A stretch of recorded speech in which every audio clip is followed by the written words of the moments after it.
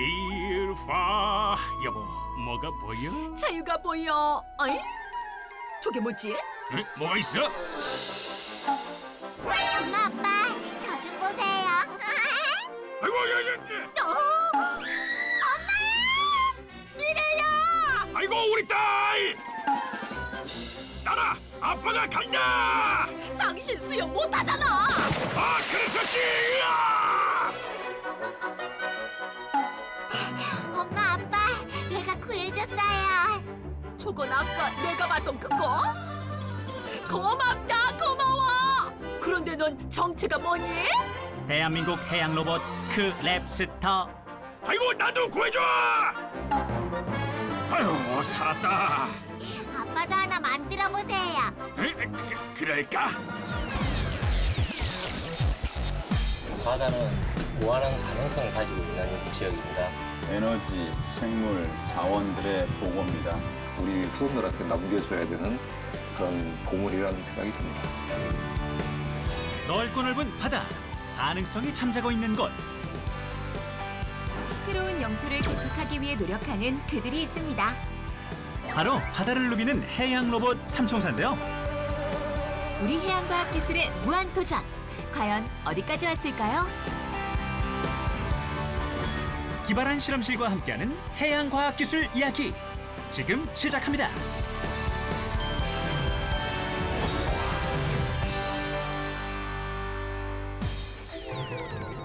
기발한 실험실의 첫 번째 방문 장소 해양수산부에 도착했습니다.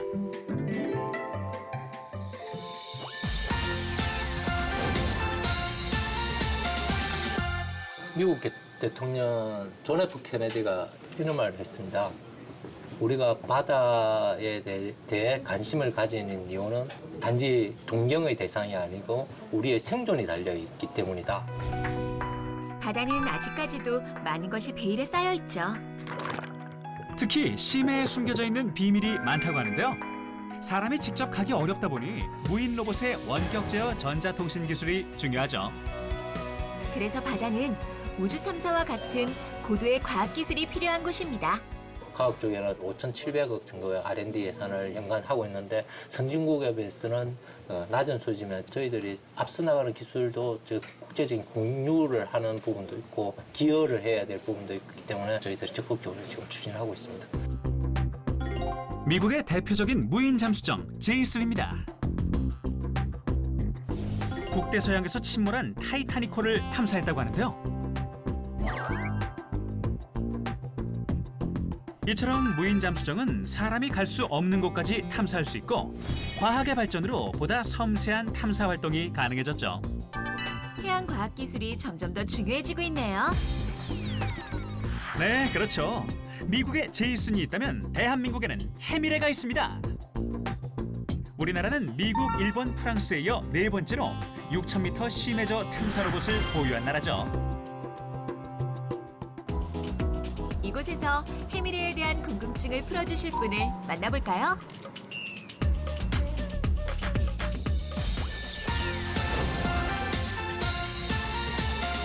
한 2001년부터 2007년 4월까지 개발했습니다. 근데 이제 그 제작에 들어갈 때 그 이름을 공모를 했어요. 바다의 미래 최고 점수를 받아가지고 바다의 미래가 됐고 바다를 누비라는 뜻으로 해누비입니다. 그래서 이렇게 해미래 해누비 이렇게 해서 형제로 그 잠수정에 돼 있습니다. 바다에 투입되고 있는 해미레 해누비 형제. 둘은 항상 팀플레이로 바다를 탐사하는데요. 해미레가 추진력을 이용해서 자유롭게 움직인다면 해누비는 모선과 해미레를 이어주는 중계기 역할을 한답니다. 해미레가 가는 곳엔 해누비가 함께한다. 왠지 든든하네요. 해미래 같은 형태는 ROV라고 하는데 그 ROV는 어떻게 보면 이제 케이블이 연결돼 있기 때문에 사람이 배 위에서 조종을 할 수 있어서 해미레는 무선 조종도 가능하다고 하는데요. 다만 원활한 조종을 위해 보통은 유선으로 조종한다고 합니다. 심해 6,000m에서도 사람이 직접 제어하기 때문에 섬세한 탐사 활동이 가능한 것이죠. 그렇군요. 그럼 해미레의 추진 방식은 뭔가요? 해미레에는 6개의 프로펠러가 있는데요. 이것을 이용해서 바닷속을 이동한답니다. 그래서 현재 이 해미레는 우리나라에서 심해 과학 탐사를 할 수 있는 유일한 수중 로봇입니다. 해미레는 폭이 1.8m, 높이가 2.2m, 길이 3.6m, 총무게 4.2톤에 달하고요. HD 카메라 3대, 나머지는 SD 카메라로 5대 이렇게 가지고 있습니다. 어두운 심해 탐사에서 빼놓을 수 없는 것. 바로 어둠을 밝혀주는 조명 시스템인데요. 조명 시스템은 심해 압력을 견디며 시야를 확보해야 합니다. 네, 맞아요. 보이지 않는다면 심해 탐사는 불가능할 것 같네요. 심해에 들어가서 작업할 수 있는 것은 저희들이 2대의 로우팔을 가지고 있는데요. 이 로우팔을 통해 가지고 해저에 있는 시료를 취득을 하고 치료된 시료들을 이 툴슬레럽이라고 하는 이 시료 바구니에 넣어서 선박에 올라올 수가 있습니다. 잠시 해미리가 움직이는 모습을 볼까요? 해미레는 로봇팔로 잡는 동작을 할 수 있는데요. 이 동작을 사람이 직접 조종해 구현한답니다. 지금 이 로봇팔 모델은 우리가 보면서 이용을 합니다. 그 카메라상으로 보고 감지를 하고 조작자가 멈춰야 할 때 멈추지 않으면 로봇팔이 부상을 입거나 해미레, 즉 무인 잠수정이 또 문제를 만들 수도 있는, 그래서 조심해서 작업을 해줘요. 정말 해미리는 섬세한 작업이 가능한 로봇이네요. 그럼요. 이렇게 해양 생물을 수집하거나 심지어 장비의 뚜껑을 닫을 수도 있습니다. 그런데 해미리가 활동하는 심해의 압력은 어느 정도인가요? 심해라고 그러면 일단 압력이 그 수중 물속에서는 10m 들어갈 때마다 1기압씩 늘어납니다. 그래서 만약에 6,000m를 들어가서 작업을 한다 그러면 600기압이 걸리는데요. 600기압이라 하면은 이제 손톱만한데 승용차 한 대가 무게가 걸리는 그런 하중이 걸리는 환경입니다. 해미레는 대부분 1000m 이상의 수심에서 활동한다고 합니다.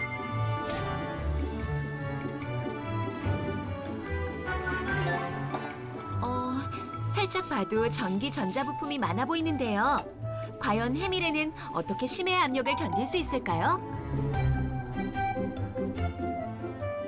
그 컴펜세이트 압력 보상기를 사용하게 되면 항상 내부의 압력이 대기 중에 있었던 그 높은 압력만큼 6,000m, 즉 심해로 내려가도록도 유지가 되기 때문에 물이 외부에서 내부로 들어오지 않는 거죠. 이것이 바로 심해 압력을 견딜 수 있도록 도와주는 장치인데요. 내부의 압력 평형을 유지시키는 역할을 하죠. 그렇군요. 압력을 견디는 방법. 조금 더 자세히 알아볼까요? 해양 로봇이 어떻게 심해에서 버티는 거예요? 그건 말이다. 먼저 전기 전자 부품이 들어있는 곳에 절연유를 가득 채우고 잠깐만. 그냥 물로 채우면 안 돼? 물이 들어가면 전기 전자 부품에 손상이 가서 안 돼. 아하, 그렇구나. 계속해볼까? 그 다음 스프링으로 밀어주면 케이스 안의 기압이 외부보다 약간이나마 높아져서 안을 보호하는 거야. 기름만 채우고 그냥 들어가면요? 기름은 온도가 떨어지면 부피가 줄어드는 성질이 있는데 심해로 갈수록 온도가 떨어지기 때문에 기름의 부피가 줄어들어서 케이스에 변형이 올 수 있단다.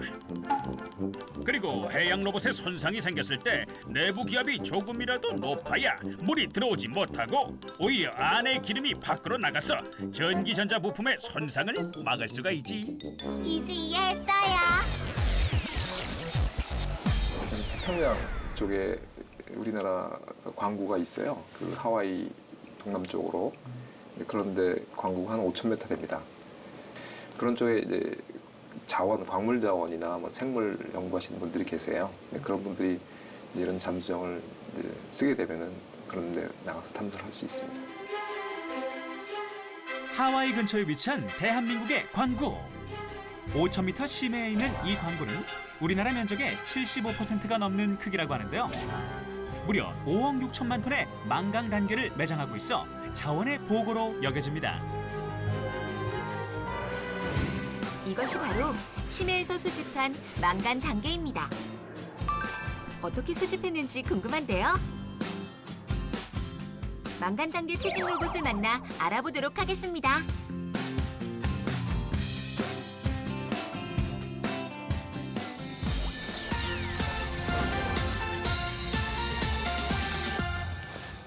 이 앞에 보이시는 그 로봇이 바로 그 미네로입니다. 미네로는 심해 자원 채취용 로봇인데요. 해미레에 비해 상당히 큰 덩치를 자랑합니다. 이동은 무한 궤도를 사용하고 덩치가 큰 만큼 장착된 장비들도 큰 편인데요. 미네로도 해미레처럼 내압 시스템이 있답니다. 하와이에서 동남쪽으로 1,500km 떨어진 해역을 저희가 클라리언 클리포턴 해역이라고 합니다. 거기에 대한민국의 광구가 있고요. 우리 대한민국 면적의 4분의 3에 해당되는 그 광구에서 본격적인 일을 수행해야 하는 임무를 갖고 있습니다. 장비들이 복잡해 보여요. 그러게 어떻게 광물을 모으나요? 미네로가 망간 단계를 채집하는 것은 마치 청소 로봇이 집안의 바닥을 청소하는 거나 비슷합니다. 일단 청소 로봇처럼 미네로가 자기의 트랙의 구동에 의해서 전진을 하게 되면 전진하면서 앞에 나타나는 망간 단계들을 앞에 보시는 채집 장치를 통해서 안쪽으로 빨아들이는 형태가 되겠죠. 채집 장치에서 떨어지는 망간 단계들은 여기 보이시는 원통형 파쇄기를 거쳐서 엄지손가락 끝마디 정도의 크기로 부서지게 되죠. 일단 그런 부서진 망간 단계들은 2차 펌프를 통해서 버퍼까지 모아지게 됩니다. 미네로가 망간 단계를 채집한다면 버퍼는 망간 단계를 중간 저장하고 일부를 해상에 공급하는 역할인데요. 지금 보이는 것들은 미네로가 실제로 채집한 망간 단계로 다양한 크기로 보관되어 있습니다. 망간 단계 채집 후 회수되는 미네로. 정말 수고했습니다. 그런데 연구원님, 지금도 미네로는 망간 단계를 채집하고 있나요? 기술 개발의 산물이고요. 앞으로 국제 해저기구라는 곳에서 심해저 광업 규칙을 만들게 되면 제일 먼저 가기 위해서 준비 중입니다. 미네로는 다양한 시스템을 결합하는 형태인데요. 또 다른 기능도 있답니다. 보시는 거가 유일한 로봇이 아니고요. 쌍둥이 로봇이 하나 옆에 있습니다. 이 두 개를 합쳐서 합체 로봇으로 전체 일을 하는 것입니다. 이 합체도 한다고요? 예, 맞습니다. 미네로는 모듈 형태로 두 대를 연결해 사용할 수도 있는데요. 이를 통해서 더 넓은 지역의 광물을 채집하는 것이 가능하답니다.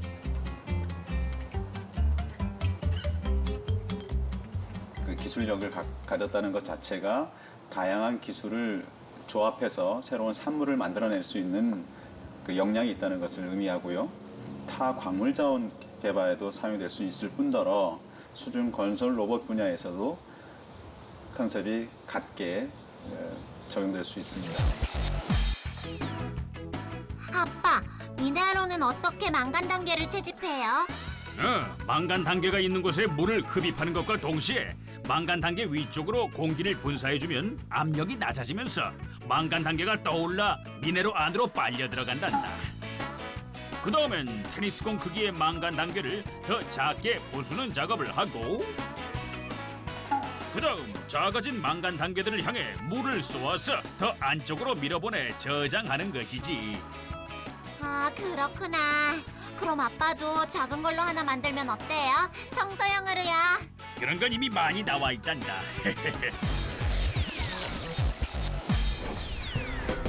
또 다른 해양 로봇이 등장했습니다. 이번엔 6개의 발이 달린 로봇이네요. 이 로봇은 조류가 강한 바다도 문제없습니다. 바로 해양 로봇 크랩스터입니다. 크랩스터에 대한 궁금증 지금부터 풀어볼까요?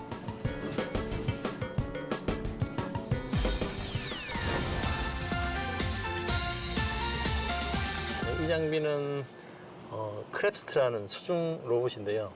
다른 로봇과 달리 수중에서 걸어서 이동하는 수중 보행 로봇입니다. 이름이 왜 크랩스터인가요?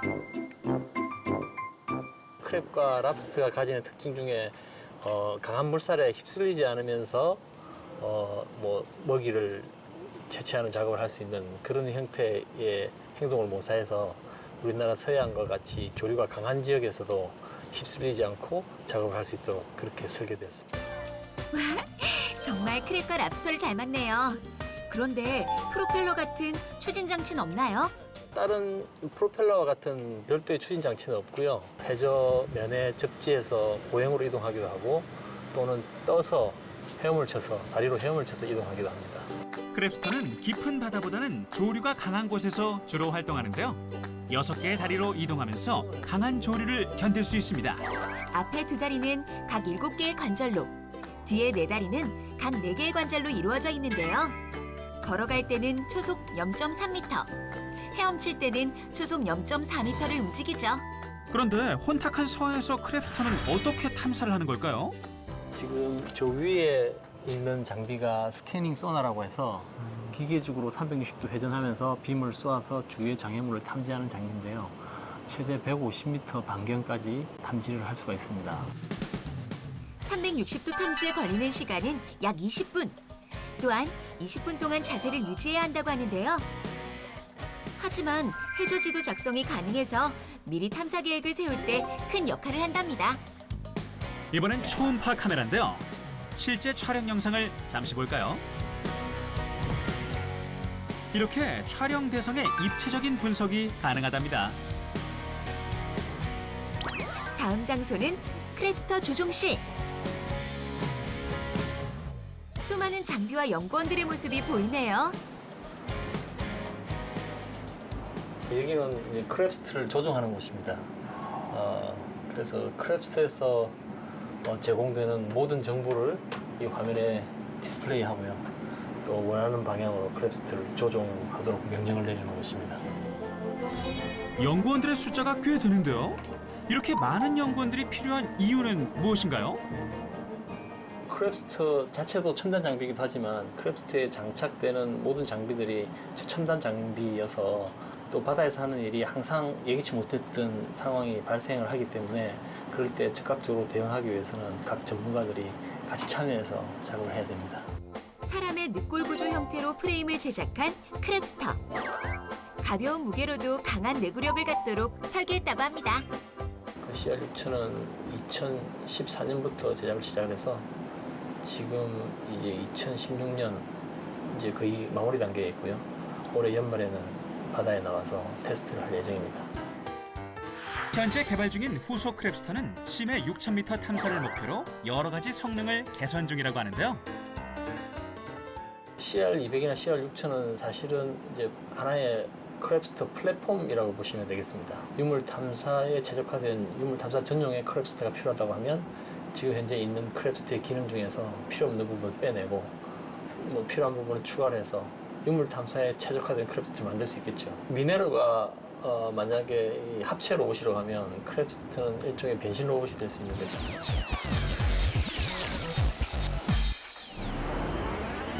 기발한 실험실이 향한 다음 목적지는 바로 남해 거제도인데요. 이곳에서 만날 주인공은 누구일까요? 부두에 정박 중인 저 배가 바로 네, 맞아요. 해양 탐사선 온누리호입니다. 출항 준비로 분주한 모습이네요. 안녕하세요, 선장님.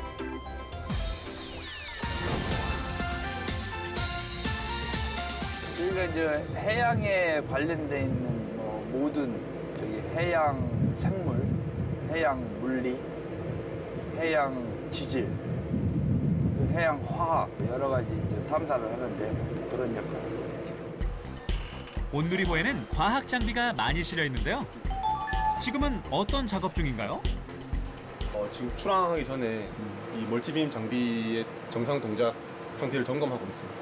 다중 음향 측심기라고 해서 여러 개의 빔을 동시에 해저면에 반사시켜서 해저면의 지형도를 탐사하는 장비가 되겠습니다. 지금은 어떤 정보를 알 수 있나요? 알려주세요. 수심 숫자가 나와 있는데 여기 마이너스 5,000m에서 점점 빨간색으로 갈수록 수심이 얕아지는 양상을 보이고 있습니다. 쉽게 말씀드리자면 이제 백두산 크기만한 해저산이 지금 바다 밑에 존재한다고 보시면 되겠습니다. 이때 온누리호 옆에 해양 로봇 발견. 이 해양 로봇의 정체는 바로 해미래. 해미래는 왜 이곳에 있는 걸까요? 한 달 전에 이제 괌 근처 해역에 가갖고 보면은 해저 화산들이 많이 해저에 보면은 이제 바다산이라고 그러죠. 그죠? 무인 잠수정을 내려갖고 이제 폭발하는 그 연기라든가 그 열수 올라오는 그 생물들이 이제 모여 사는 이런 걸 촬영하고 그랬거든요. 3월 말부터 4월 초까지 해미래가 탐사한 곳은 괌 근처의 열수광상이라고 합니다. 열수광상은 지하 마그마에서 방출된 뜨거운 물이 상승하며 내놓은 광물이 모여 있는 곳인데요. 이번에 해미래가 국내 최초로 열수광상을 탐사하고 돌아왔습니다. 다양한 광물과 희귀 생물의 보고인 열수광상. 해미래는 희귀 생태계 시료를 채집했다고 하는데요. 잠시 열수광상을 감상해 볼까요?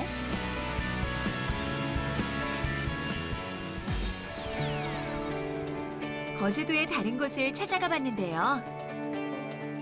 해양 시료 도서관은 어떤 곳인가요? 말 그대로 시료의 도서관입니다. 예를 들면 우리가 도서관에 가면 많은 서고의 책들이 많이 있듯이 이곳은 방대한 양의 해양 시료들이 쉽게 말해서 서고에 잘 진열되어 있다고 보시면 되겠습니다. 와, 정말 엄청난 양의 해양 시료들이 있네요. 보유 규모가 어느 정도인가요? 코어 퇴적물 1,100정점, 해양 생물, 광물 등의 시료 약 3만 점을 보유 중이랍니다. 이렇게 시료를 보관해서 재활용한다면 많은 경제적으로 그리고 과학적으로 그 연구를 수행할 수 있다고 효율적인 연구를 수행할 수 있다고 생각합니다. 기발한 실험실을 위해 보유 시료를 공개하기로 했는데요. 시간에 따라 퇴적되기 때문에 긴 원통으로 채취한 시료들인데요. 퇴적물 관찰을 위해 세로로 잘라보겠습니다. 와, 드디어 모습을 드러낸 해양 시료. 어떤 것을 알 수 있나요?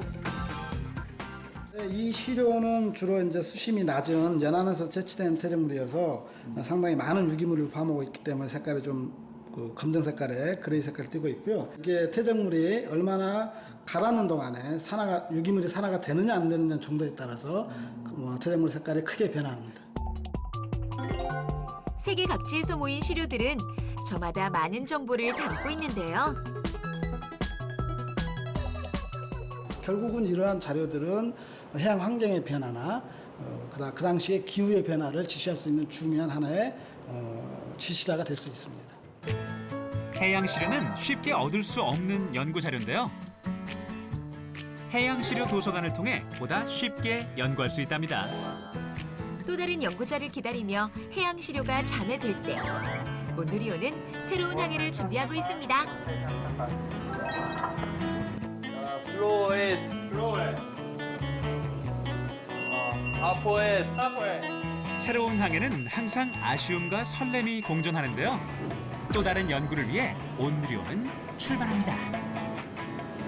가족들하고 뭐 헤어지는 게 조금은 아쉬움이 남아도 그래도 뭐 무인 잠수정 사업이기 때문에 열심히 책임하면서 오야 되겠죠.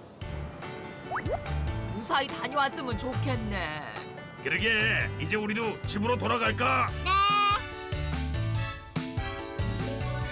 대한민국의 해양과학, 기발한 실험실이 응원합니다.